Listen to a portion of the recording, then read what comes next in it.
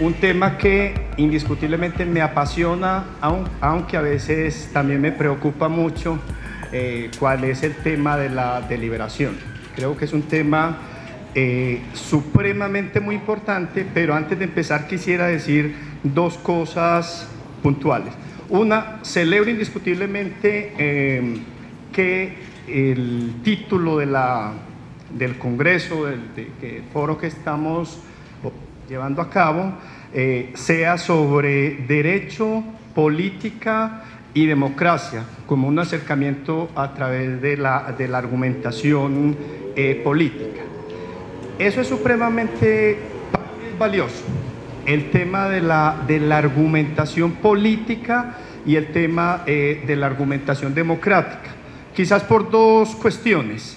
Porque casi nosotros desde el mismo 1810 en que intentamos, entre comillas, una posible independencia, no nos hemos aproximado a los conceptos de la argumentación o del debate de las ideas, sino que siempre hemos intentado solucionar nuestras cuestiones de la manera un poco complicada. En otras palabras, siempre hemos creído que la única manera de solucionarnos y abordar nuestros conflictos es por medios violentos. Entonces, por eso el otro tema, el tema de la deliberación, es incluso también un poco complicado porque, por ejemplo, si nosotros miramos ahorita el tema de las negociaciones con la FARC y si empezamos a retrotraer la teoría habermasiana, es cómo podemos llegar a acuerdos.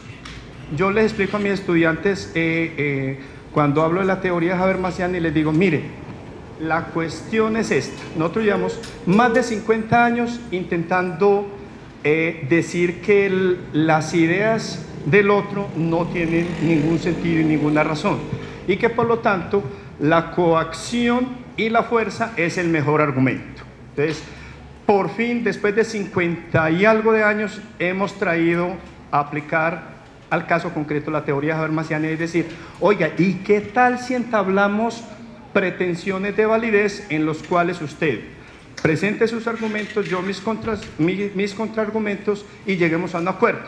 Es algo muy sencillo, pero para que ustedes vean que en la práctica la situación es muy complicada y sobre todo, si hoy empezamos a hablar de un concepto y una categoría, si bien de corte epistemológico, también teórica, como es la deliberativa, nosotros hemos vivido un modelo que es un modelo agregativo, por citar a Donnell, o un modelo representativo, ¿cierto?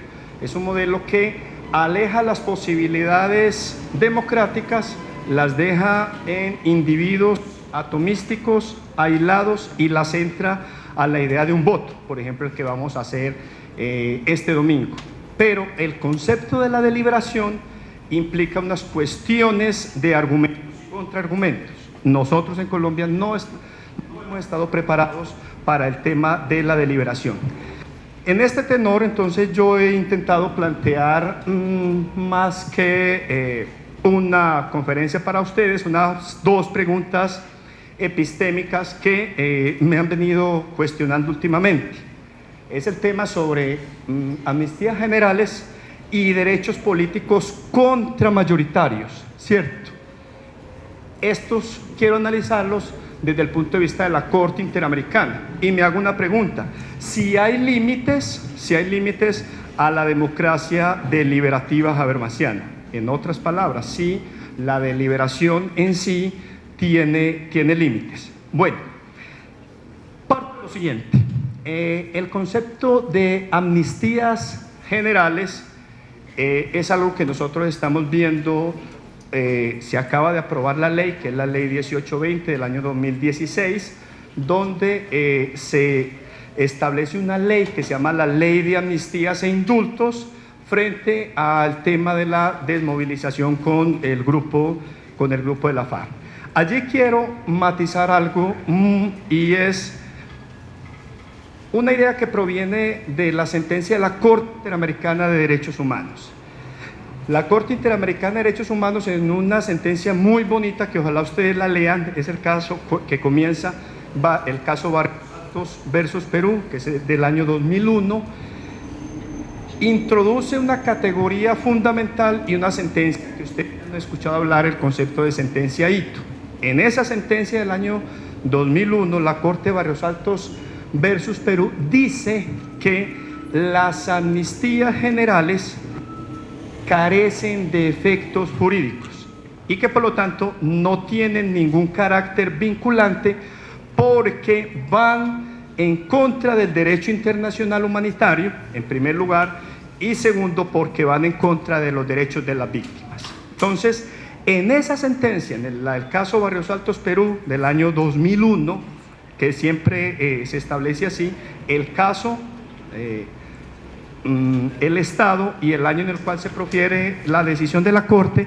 Esta Corte dice que la Corte Interamericana, conformada por 7 jueces, como ustedes muy bien lo saben, que está en Costa Rica, sienta ese precedente. Las amnistías generales carecen de efectos jurídicos y por lo tanto no pueden ser obligatorias y no pueden obligar al cumplimiento de esas decisiones, así sea, ya lo vamos a decir posteriormente, así sea que esas decisiones sean tomadas mayoritariamente. Esa es un poco la sentencia hito. ¿Por qué traigo la idea de amnistías generales? Porque tenemos que diferenciarla, y creo que la ley no lo hace, la ley 1820, una cosa son las amnistías generales y otras cosas son las amnistías condicionadas. Las amnistías generales están prohibidas por el DIH y por los estándares internacionales. ¿Quiénes prohíben las amnistías generales? La Corte Interamericana y la Corte Penal Internacional. No se pueden conceder este tipo de amnistías y, digámoslo de entrada, son un límite a las decisiones, en este caso, de las mayorías. El segundo concepto que quiero como empezar a introducir es la idea de derechos fundamentales políticos. La idea de derechos fundamentales políticos. ¿Por qué derechos fundamentales? Porque a partir de la segunda posguerra, como todos lo saben, o a partir de la Segunda Guerra Mundial, dos constituciones que van a incidir notoriamente en la Constitución del 91, que son la Constitución española del 78 y la Constitución alemana de Bonn del 49, empiezan a introducir la categoría de derechos fundamentales. No es lo mismo un derecho fundamental que comporta una garantía inmediata de protección frente al concepto de un derecho humano que es abstracto e indeterminado. O sea, ahí quiero dejarles para el debate, pero para un público especializado como son ustedes y en sus debates académicos, la categoría de derechos humanos no dice mucho.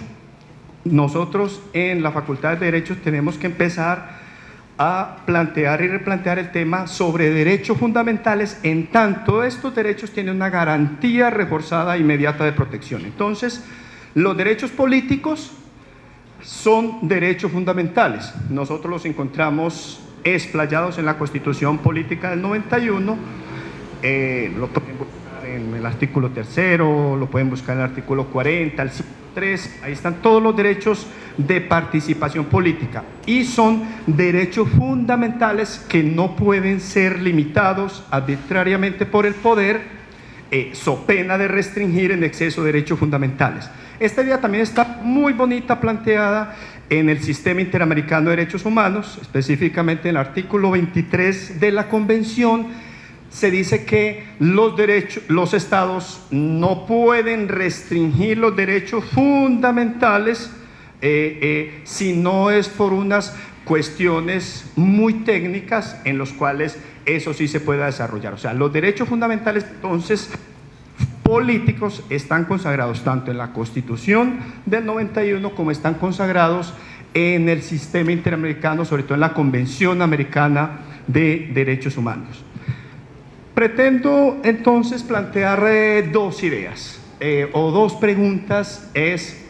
¿Puede la deliberación pública institucionalizar derechos fundamentales políticos reivindicatorios de derechos?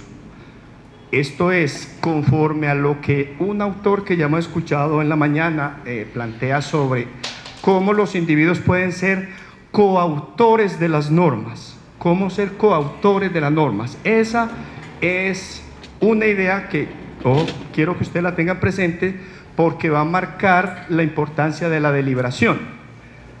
Cuando los individuos son coautores de las normas, lo que están haciendo es complementar el modelo representativo. Más tarde volveremos sobre esta idea. Frente a esto, la hipótesis que pretendo sostener acá en este conversatorio con ustedes es que sí, la deliberación pública de ciudadanos pueden institucionalizar y reivindicar derechos, y para eso intentaré plantear dos sentencias. Una es de la Corte Interamericana de Derechos Humanos, que se llama caso Yatama, que es una comunidad indígena de Nicaragua, versus el Estado, Yatama versus Nicaragua del año 2005, y una decisión de la Corte Constitucional nuestra, que es la sentencia T445 del año 2016, donde la Corte de una manera muy importante abre los espacios de la participación política frente a un tema en concreto que es la extracción minera, que es un tema de debate hoy en día no solamente en el contexto colombiano, sino en el contexto latinoamericano. Esa es como una primera hipótesis. Yo pienso que sí, y vamos a citar estos dos casos, o analizar estos dos casos. La segunda pregunta es si puede una mayoría democrática deliberar imparcialmente y tomar decisiones respecto a la concesión de amnistías generales. ¿Puede la deliberación democrática, de la que hemos estado hablando en las horas de la mañana, que cuenta con la participación de todos los afectados en un debate público, imparcial, con mayorías amplias, decir que no se conceden o que se conceden amnistías generales?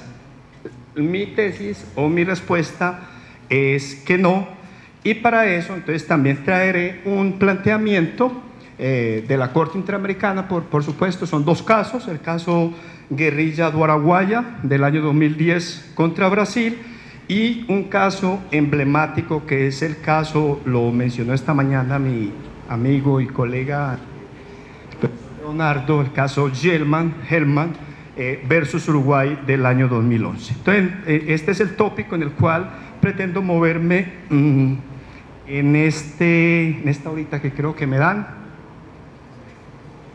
Digamos lo siguiente acá para sustentar el primer punto. Creo que la democracia deliberativa ha aportado muchos conceptos a la democracia representativa, pero en este caso también al Estado democrático de derecho. Creo que aquí podríamos tener una triada que resume grosso modo en los planteamientos generales de la democracia deliberativa, y la primera es que la democracia deliberativa propicia espacios argumentativos.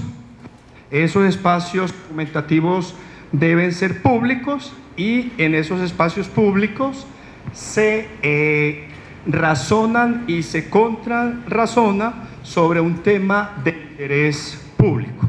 Ese es un planteamiento que usted lo puede encontrar en los diferentes teóricos de la democracia deliberativa. Cómo propiciar un espacio público argumentativo en donde se debatan temas de interés para la comunidad. ¿A qué nos puede llevar ese primer punto? Al sempiterno debate sobre cómo hacer para que la legalidad del derecho, del que tanto hemos hablado esta mañana, el positivismo jurídico, se complemente con el otro elemento esencial de la democracia, que es la legitimidad de las normas. ¿Cómo alcanzar, cómo darle validez a esas normas? Habermas, por ejemplo, va a plantear y va a decir que es a partir de la legitimidad democrática. Entonces, en la teoría habermasiana siempre vamos a encontrar un constructo que se complementa continuamente, y eso lo hace Habermas. Bueno, quienes hayan estado leyendo la teoría de Habermas, sabe que uno prácticamente encuentra dos teóricos. Un teórico que comienza en los años 60 a los años 80, que es el Habermas de teoría de la acción comunicativa. Allí recibe toda una serie de cuestionamientos de los teóricos de la filosofía, dentro de ellos, por ejemplo, incluyendo a Robert Alexy, y eso le hace que Habermas matice sus ideas y construya su obra, yo diría, muy valiosa e importante, que es Facticidad y Validez, ¿cierto? En Facticidad y Validez, lo que Habermas está tratando de decir es que los ciudadanos que ahora tienen el derecho como un mecanismo de integración social, porque anteriormente en teoría de la acción comunicativa, acuérdese que él había dicho que el derecho, casi que siguiendo esas ideas de Habermas, colonizaba el mundo de la vida. Era cierto en el momento en que Habermas hace esa lectura, pero Habermas complementa esa idea diciendo que el derecho en Facticidad y Validez, que es un texto que lo publica en el año 92, allí el derecho es el otro mecanismo de integración social, el otro mecanismo de integración social.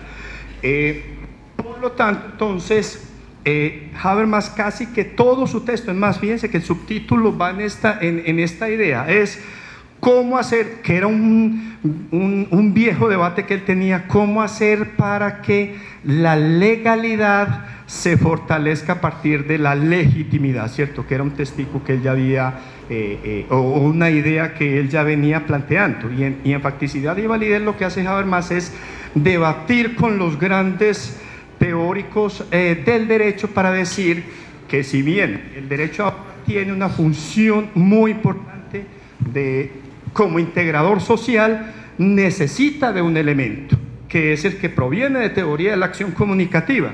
¿Es cuál? La legitimidad de las normas. ¿Cómo hacer para que el derecho sea legítimo? Entonces fíjense que para nosotros es muy difícil esta idea de la legitimidad de las normas, porque casi que el mecanismo de legitimidad que nosotros hemos tenido frente al derecho. Aquí quiero introducir dos cosas. Una cosa sería la legitimidad como tal de las normas en una democracia. ¿Cuáles serían esa legitimidad de las normas o qué establece en sí la legitimidad? Pues bueno, todas estas categorías universales que se establecen como válidas para los mecanismos de integración social.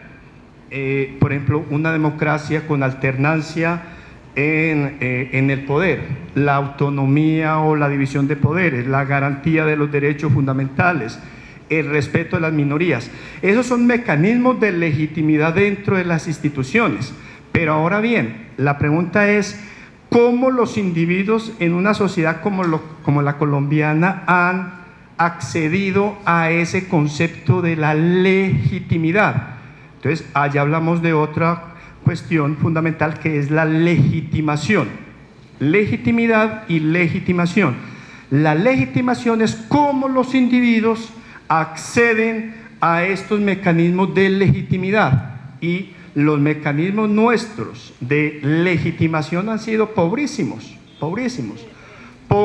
Digamos, si bien ha habido alternancia en el poder, nosotros tenemos una democracia muy distorsionada, con poca participación ciudadana. Por ejemplo, ustedes pueden mirar la alta abstención en política, pero hemos tenido unos mecanismos para acudir a esa legitimidad, como son el narcotráfico, la guerrilla, la cooptación del Estado. Entonces, hablar de esos mecanismos habermasianos con los cuales complementamos la democracia en unas dinámicas democráticas como la colombiana, que todavía está en ciernes y se está construyendo, es algo que se convierte en este caso en un reto muy importante.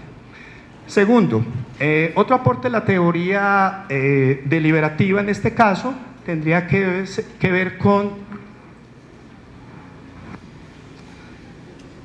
que la deliberación pública libre e informada incide en la toma final de decisiones democráticas. Esa es una idea habermasiana.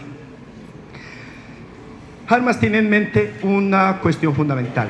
¿Cómo hacer para que los individuos participen activamente en aquellas decisiones más importantes que los afectan? ¿Cómo hacer eso? Esa es una muy buena pregunta y además es un gran reto. Y Habermas cree, el profesor Oscar esta mañana nos hablaba del famoso del planteamiento de cómo los debates en la periferia iban por esclusas hasta llegar al centro. Habermas también introduce una categoría muy importante y es el tema de los inputs, que serían aquellas presiones ciudadanas, aquellos debates ciudadanos que pueden originarse, por ejemplo, en la sociedad civil y que al final se pueden tornar valiosos para la toma de decisiones, O sea, lo que Habermas está intentando decir, o la teoría deliberativa está intentando decir, es que los ciudadanos, a partir del debate público, libre e informado, pueden incidir en la toma de decisiones. No es que los ciudadanos tomen decisiones, creo que son dos cosas que a veces confundimos con el concepto de la deliberación. No es que los ciudadanos entonces vamos a debatir acá todos y ya nos vamos a ir y tomamos una decisión. No, lo que la teoría deliberativa está diciendo es los ciudadanos en los foros públicos o en los espacios públicos pueden incidir o inciden notoriamente para la toma de decisiones, ¿cierto? Que pueden llegar a partir de inputs, indiscutiblemente pueden ir al Congreso. Perdón, lo que pasa es que el Congreso nuestro es muy mañoso. Entonces, cuando le interesa un input que provenga de la ciudadanía y eso le dé réditos políticos, pues va a escuchar a la ciudadanía, pero cuando no le da réditos políticos, ese input de la ciudadanía no es tenido en cuenta por el legislador. Si no, ustedes dedíquense, por ejemplo, a hacer un análisis de cómo se delibera en el Congreso, cómo se delibera dentro del Congreso. Con mi grupo de investigación, hace unos 4 o 5 años, hicimos un ejercicio y era... el texto lo publicamos y es algo así como debate y producción de las normas en el Congreso colombiano. Cómo las normas llegan a partir de las propuestas, cómo se debate y cómo se convierten en leyes como tal. Pues bueno, hicimos el ejercicio teórico de fundamentar la deliberación y la importancia del debate dentro del Congreso.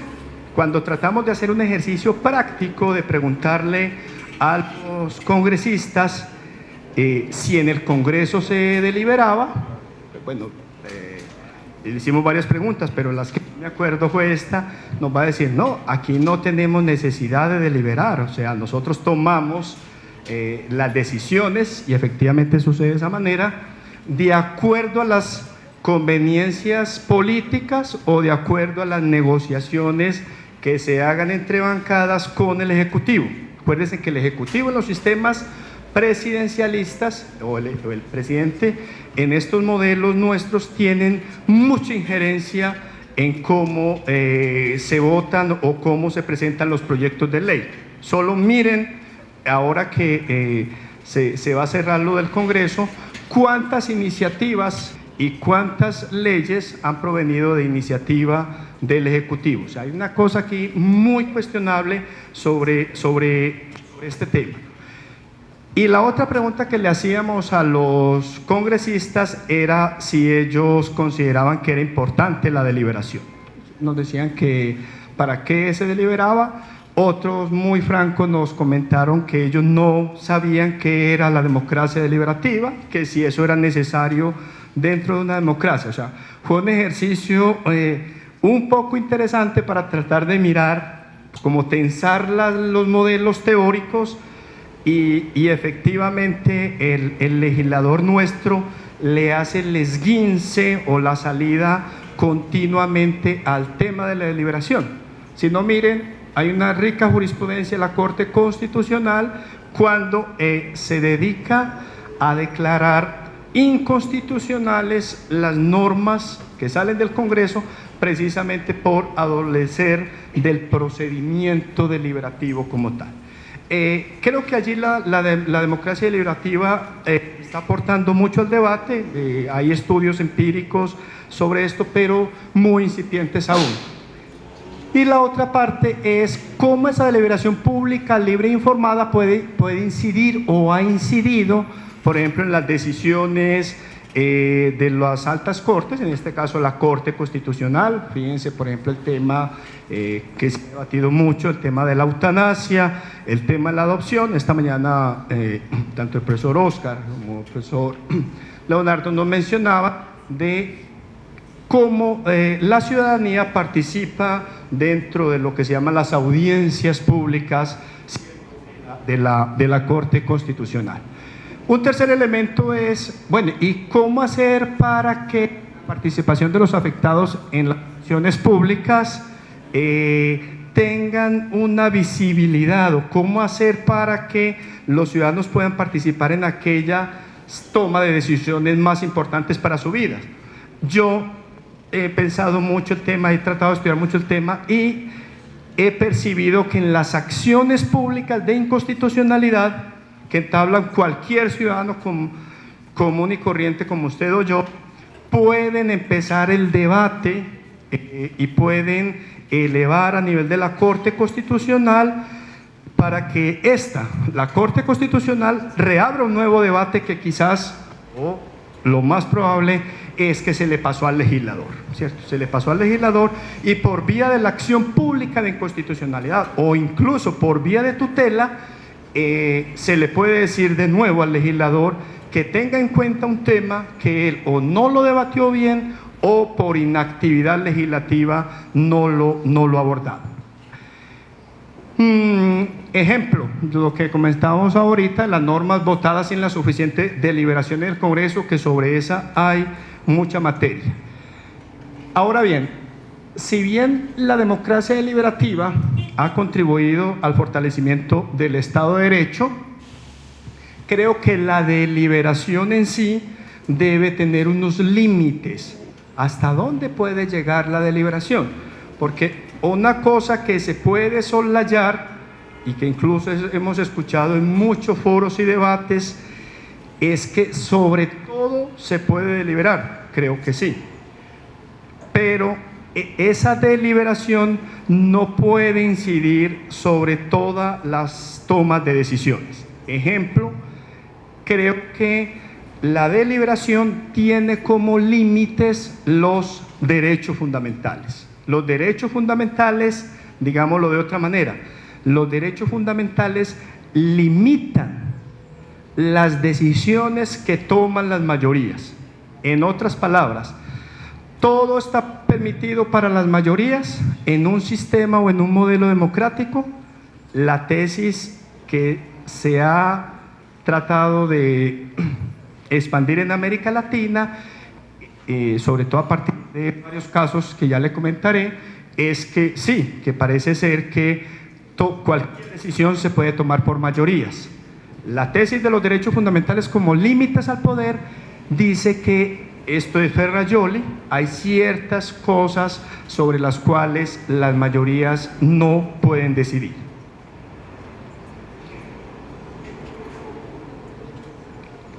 Otro aporte de la teoría habermasiana tiene que ver precisamente con esa idea que acabamos de exponer. Las mayorías tienen límites, sobre todo se puede decidir. Pues bueno, Habermas acude al mecanismo de ¿qué pasa con los tribunales constitucionales? ¿Cuál es el papel de los tribunales constitucionales dentro de un modelo de la democracia deliberativa?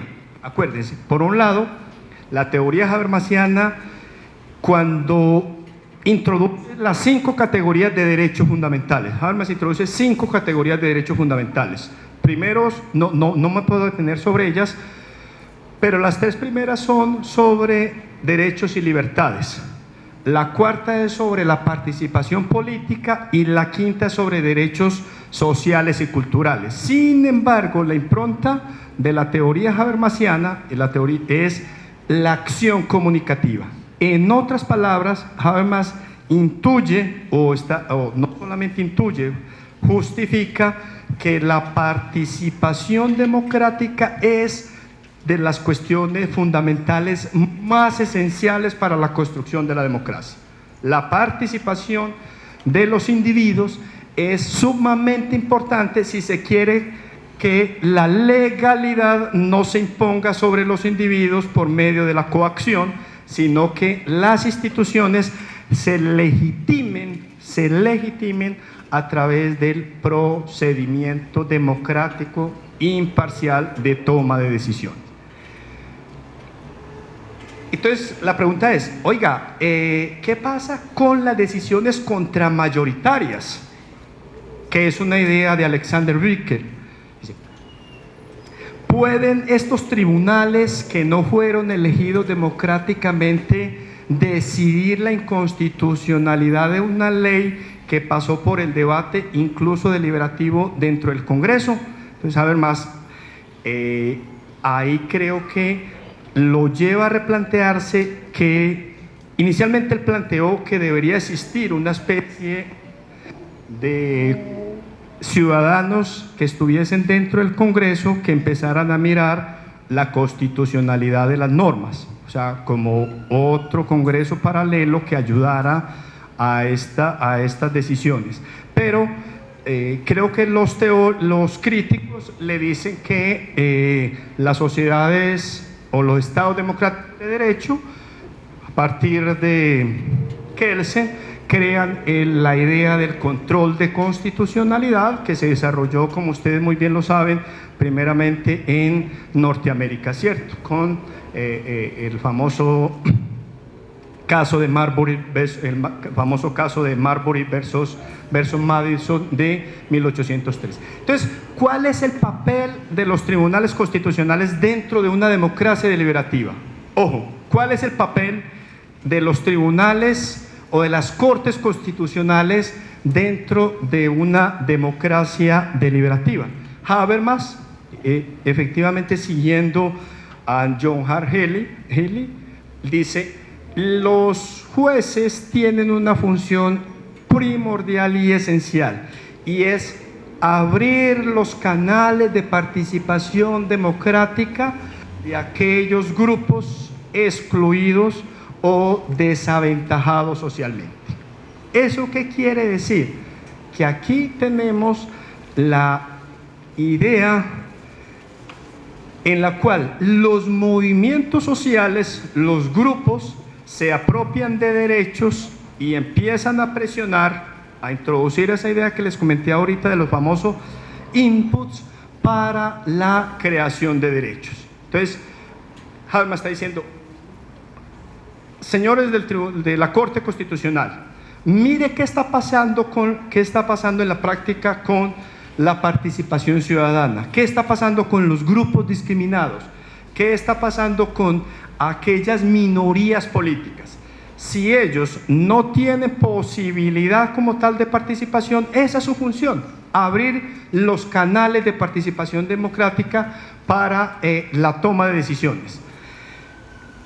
Esta toma de decisiones en lo que afectan a la comunidad, lo podríamos mirar, por ejemplo, de dos casos que ya les mencioné muy rápido. Uno, el caso Yatama. ¿Quién era Yatama y por qué ese caso llega a la Corte Interamericana? Yatama es una comunidad indígena de Nicaragua que en el año 2000 quiere presentar a unos candidatos para alcaldías y para la gobernación en la costa nicaragüense. Pues bueno, ¿qué le dice? Muy rápido. ¿Qué le dice el Consejo Nacional Electoral a la comunidad indígena Yatama? Le dice: oiga, listo, ustedes sí se pueden presentar como candidatos para las alcaldías y las gobernaciones, pero hay unas condiciones. Ah, bueno, ¿y cuáles son esas condiciones? Uno, que ustedes cuenten con el aval de un partido político. Ustedes, muy bien, preséntense, pero se tienen que aliar con, vamos a hacer unos símiles, con el Centro Democrático, con los liberales, con los conservadores, Entonces ellos dicen, hacen una reflexión muy rápida y dicen, oiga, pero es que nosotros desconfiamos de los partidos políticos, ¿cierto? Cosa muy diferente en Colombia, nosotros confiamos en los partidos, en los movimientos, plenamente en ellos. Y esa es el primer golpe que le dan a Yatama. Le dice, usted no puede si no tienen alianzas con el aval con un partido político, si no tienen el aval. Y segundo es que tienen que presentar candidatos en el 80% del territorio. Le dice, oiga, no, pero es que nosotros no cubrimos toda esa población, solo nos vamos a presentar para esta alcaldía y para esta gobernación. Ah, no, entonces no pueden, porque es el 80% del territorio. Ese caso llega al Tribunal Electoral de Nicaragua, no protege los derechos de participación política de Yatama y se va para el sistema interamericano. ¿A dónde llegan los casos al sistema interamericano? Primero llegan a la Comisión Interamericana y de allí se pasan a la Corte Interamericana de Derechos Humanos. Muy rápido. ¿Qué dice la Corte Interamericana en su fallo del año 2005? Les dice, oiga, señores políticos, dejen de ser, permítame la expresión, dejen de ser sinvergüenzas. No le pueden pedir ustedes a un grupo con identidades particulares, con concepciones de vida y cosmogonías muy contextualizadas que necesitan el aval de los partidos políticos. Eso es una especie de exclusión y no permitir que grupos desaventajados socialmente, como son las minorías políticas, puedan participar en la toma de decisiones que los afectan. Acuérdense que esa es una de las improntas de la teoría habermasiana. ¿Cómo hacer para que los individuos participen de manera activa en aquellas decisiones más importantes que los afectan? Y la Corte efectivamente le dice al Estado, digámoslo para que ustedes entiendan, que esa decisión del caso Yatama es inconvencional. En otras palabras, hoy no solo tenemos, ustedes no se están formando solo en estudio de los códigos ni de la Constitución, sino que ahora también van a tener que introducirle un tercer elemento importante de estudio, que es la Convención Americana de Derechos Humanos. Miren, entiéndanlo de esta manera: todo el derecho laboral, penal, de derechos fundamentales está transitando hacia el modelo del Sistema Interamericano de Derechos Humanos. Si ustedes soslayan esa parte, sobre todo los fallos de la Corte Interamericana de Derechos Humanos, van a tener una visión muy restringida del derecho. Hoy ese bloque de constitucionalidad que nos enseñaron durante mucho tiempo y que nos están enseñando está complementado, digamos, está cuestionado, porque a la par de la Constitución está la Convención Americana. Acuérdense que por el bloque de constitucionalidad del artículo 93 y 94 obliga a los estados al cumplimiento, sobre todo en tratados de derechos humanos. Y alguien que me controle el tiempo, porque a mí esto me apasiona, entonces no sé cómo voy. Y quiero traer a colación lo que les mencionaba de la T445 del año 2016. Ojo con esta sentencia.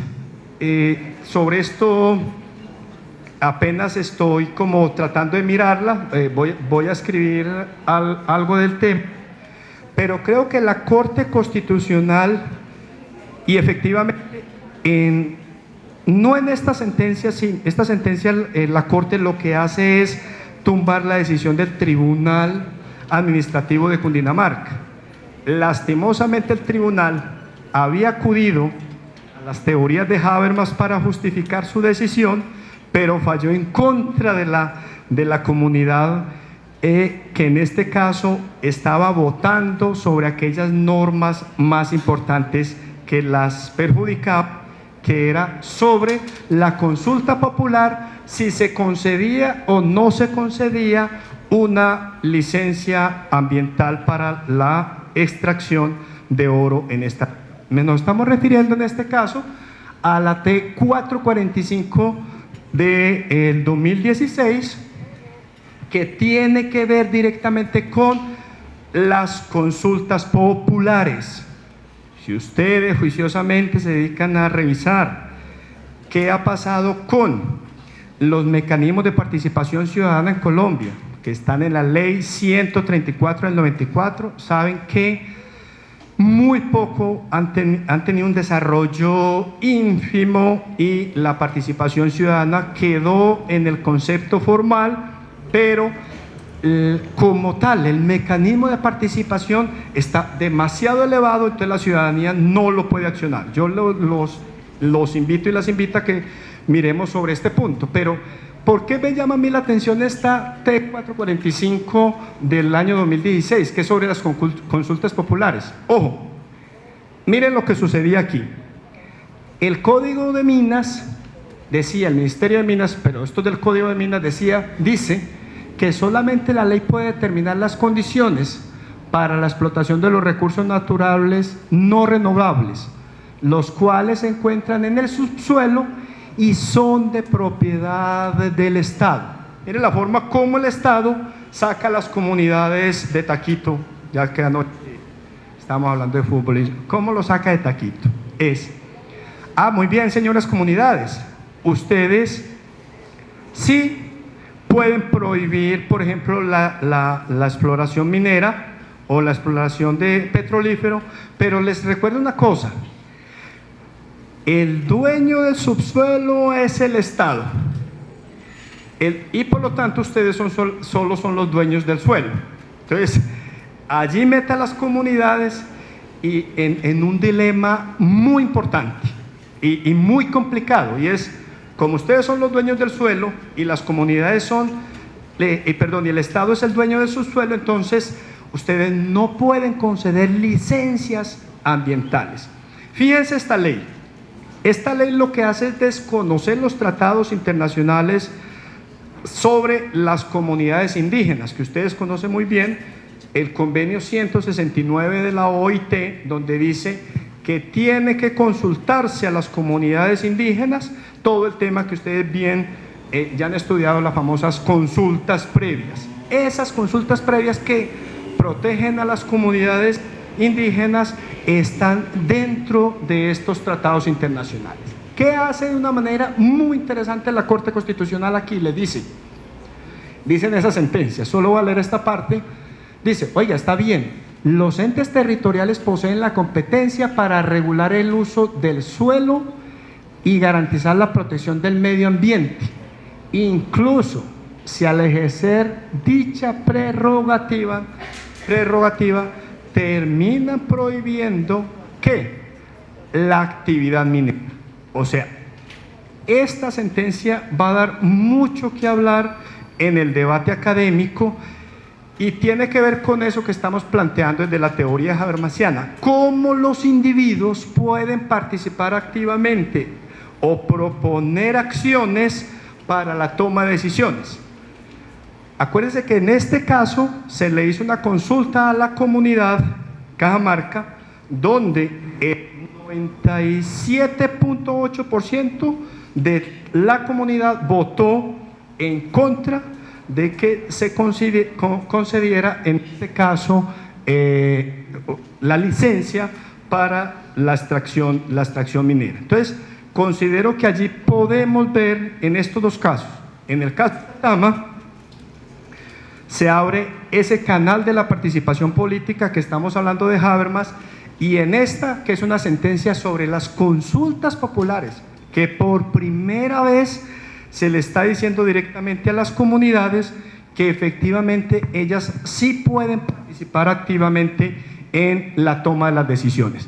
Esta sentencia es coadyuvada por otra muy cercana, que es la C035 del 2016, donde dice la Corte Constitucional que los entes territoriales tienen autonomía sobre sus territorios. Inicialmente el Estado les había dicho: solo yo tengo autonomía, la comunidad se organiza y participa activamente, y esta es una manera de deliberar sobre aquellas normas más importantes que afectan la vida de los ciudadanos. Ahora bien, planteo esto para ir concluyendo algunas cosas, y es, ahora, esos límites a la deliberación, ¿cómo se establecen? En otras palabras, sobre todo se puede deliberar y sobre todo se pueden tomar decisiones. Yo considero, y en esto siguiendo un poco a la Corte Interamericana, que no. Que allí, por ejemplo, el principio discursivo habermasiano, que allí lo tienen,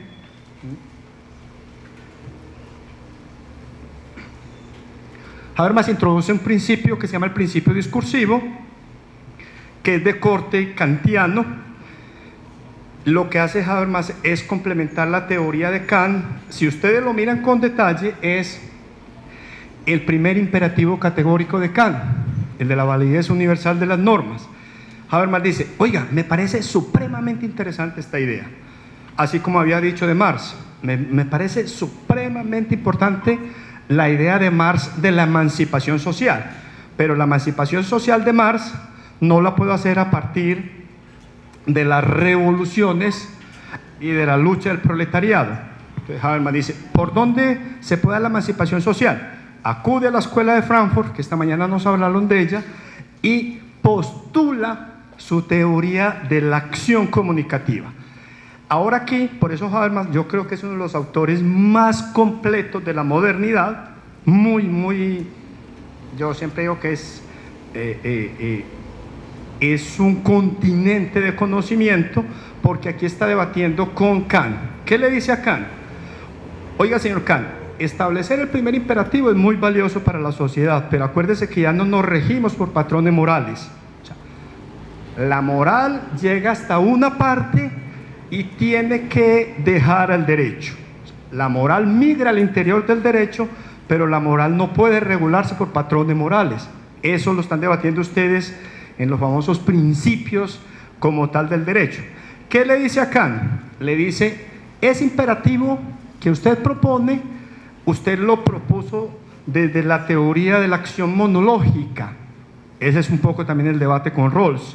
Señor Rawls, ¿qué es eso del velo de ignorancia? O sea, ¿cómo usted lo hace de una manera individualista?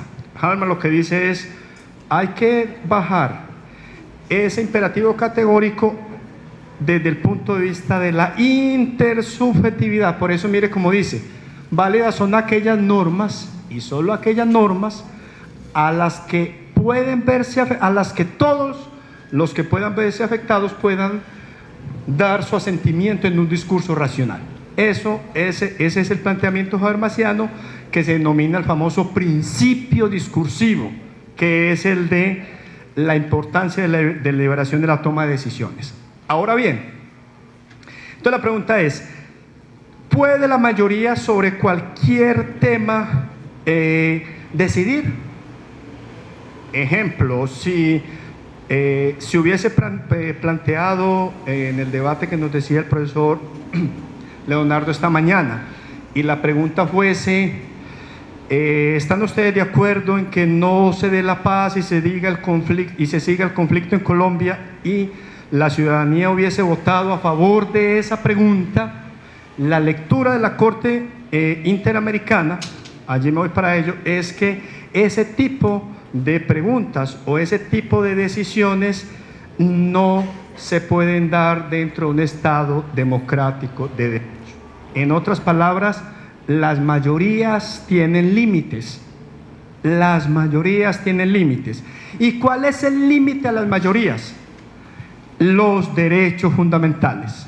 Los derechos fundamentales limitan las actuaciones de los poderes públicos. O sea, por más que los 45, permítame este ejemplo que es muy sencillo, pero muy válido.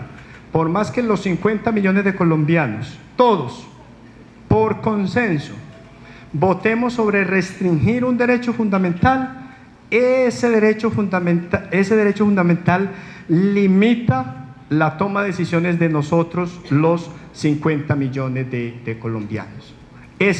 Allí viene el debate de los límites contramayoritarios, y esa es una idea bellísima desarrollada por Ferrajoli, que tanto les han hablado sus profesores. ¿Qué pasa? Y voy terminando ahora sí con esto, que no, qué pena con el profe. ¿Qué pasa en el caso Gelman, versus Uruguay del año 2011? La situación fue la siguiente: los militares argentinos y los militares paraguayos y uruguayos cogían a los niños y a las niñas de las víctimas de la dictadura y se lo entregaban a los militares y lo repartieron por toda América Latina. Hay un señor que se llama Juan Gelman y él identifica que su nieta, la mamá había sido asesinada, que su nieta está en Argentina. La habían llevado desde el Uruguay y él detecta en Argentina y empieza el trámite y se hace la prueba con su nieta y efectivamente es Macarena Gelman, y él empieza entonces a demandar al Estado. Pero ¿qué había pasado en el caso de Uruguay? Que Uruguay había decretado la ley de caducidad punitiva del Estado. O sea, cuando se trata de sacar una ley se le colocan nombres muy rimbombantes, ¿cierto? Caducidad de la ley punitiva del Estado, ley de perdón y olvido, ley de punto final, etcétera, etcétera. Así se llaman las leyes de amnistía en América Latina. Esta ley de amnistía había dicho, esa ley de la caducidad punitiva del Estado había dicho que los militares involucrados en este caso, durante los años de la dictadura, se les iba a conceder amnistías generales. Y efectivamente, Uruguay les concedió una amnistía general que ya dijimos al principio que están prohibidas por el DIH, porque la Corte en el año 2005, en el caso 2001, en el caso Barrios Altos, dijo que ese tipo de normas carecían de eficacia jurídica y que por más que el Estado quiera decir que son válidas, esas leyes continúan siendo inválidas, y eso lo ha reiterado la Corte Interamericana. ¿Qué pasó? Entonces, los militares convencieron a la ciudadanía y propusieron dos mecanismos populares: un referendo y un plebiscito. En los dos ganó el no, en el sentido de que no se debía revocar la ley de caducidad punitiva del Estado. O sea, estaban a favor de las amnistías generales. Y efectivamente, en el referendo y en el plebiscito votó la gran mayoría del pueblo uruguayo. Votó la gran mayoría. Eso llega a la Corte Interamericana y la Corte Interamericana le dice al Estado de Uruguay que esas decisiones tomadas en democracia no pueden ser convalidadas, no pueden ser aceptadas por el sistema interamericano, porque violan el derecho de las víctimas. Hoy que estamos sobre esto, el tema de las víctimas, a saber la verdad, a tener una justicia, una reparación y una no repetición. En palabras de la Corte, cuando estoy terminando, en palabras de la Corte Interamericana, es lo siguiente. Me voy a permitir leerla porque me parece muy valiosa. La Corte Interamericana en ese caso, en el caso Gelman, ojo, ya lo había dicho anteriormente en el caso de la guerrilla de Araguaia del año 2010. Había dicho, el Estado de Brasil le dijo a la Corte Interamericana una cosa, le dijo: oiga, pero es que nosotros elevamos la amnistía general a rango constitucional.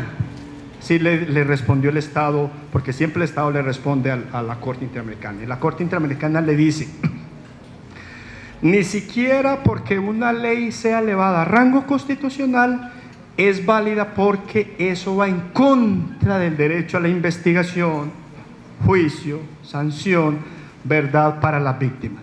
¿Qué dice la Corte? Yo les recomiendo este caso porque es muy valioso e importante frente al tema de las amnistías en Colombia. Dice la Corte, comillas: la protección de los derechos humanos constituye un límite infranqueable a la regla de las mayorías, es decir, a la esfera de lo susceptible de ser decidido por parte de las mayorías en instancias democráticas, en las cuales, y ahí se introduce un elemento nuevamente valioso en el debate, y es, debe haber un control de convencionalidad. Le dice, no solamente esas decisiones de las mayorías son contrarias a la convención, sino que lanza un mandato. Por eso, quienes estudian derechos fundamentales, saben que cuando van al control de convencionalidad, van a esta sentencia del caso Hellman del año 2011 diciendo que debe primar un control de convencionalidad que es función de los jueces, de todos los jueces, sino también de quienes ejercen funciones administrativas.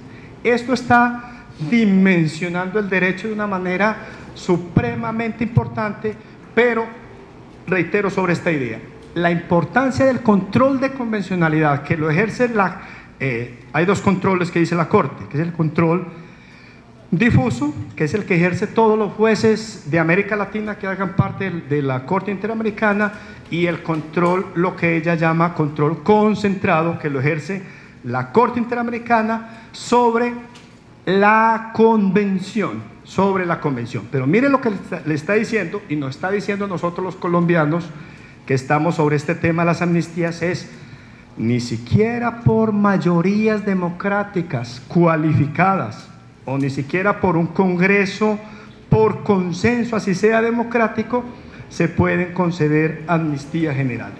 Este es un poco el aporte que yo quería hacer al debate sobre la democracia deliberativa.